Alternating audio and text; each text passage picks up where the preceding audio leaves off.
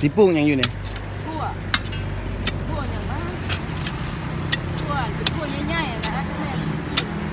แม่พันธุ์ต่างประเทศ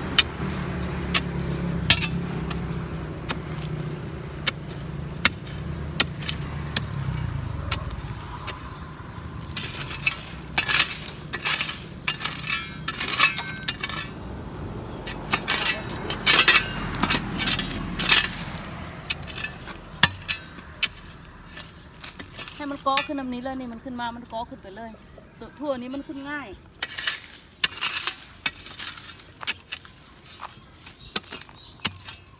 บาเตียนหมักเด้ปลูกให้บาเตียนกินแม่ซับลงซื่อไหมซับลงเสลียงลายมันก็ลงพื้นแหละ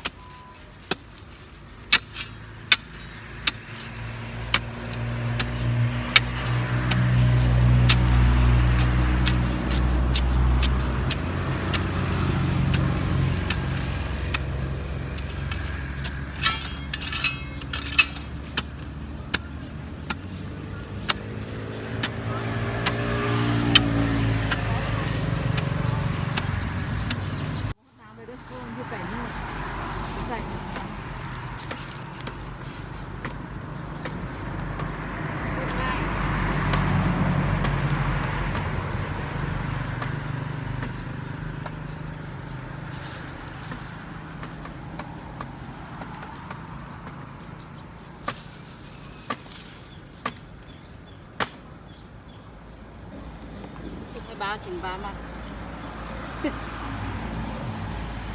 คือบ่ใส่ให้หมดเลยเพื่อมันขึ้นบ่ขึ้นนี่จะปลูกไปพ้น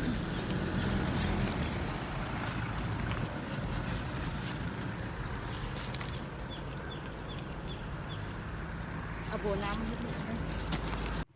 คือนี้แม่สิปลูกอันแม่สิปลูกนี่ปลูกทั่วแบบตกเมื่อกี้นั่นแหละให้มันขึ้นตามนี้เลยตามหัวเลยเขาจึงบริเห็นฮาวอันนี้คือหน้าเฮือนหน้าสวนพุทธ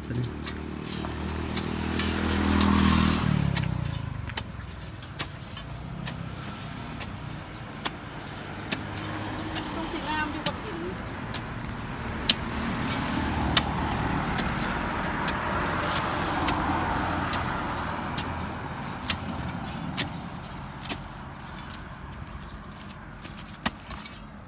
มันเป็นหัวขึ้นมามันก็เป็นดอกไม้ได้ทั่วนี้มันใหญ่ได้เม็ดมัน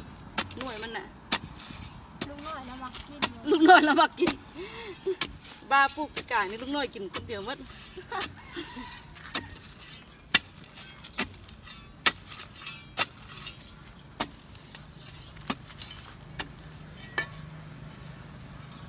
ปลูกให้พ่อใหญ่เพิ่นกินพ่อใหญ่เพิ่นมาก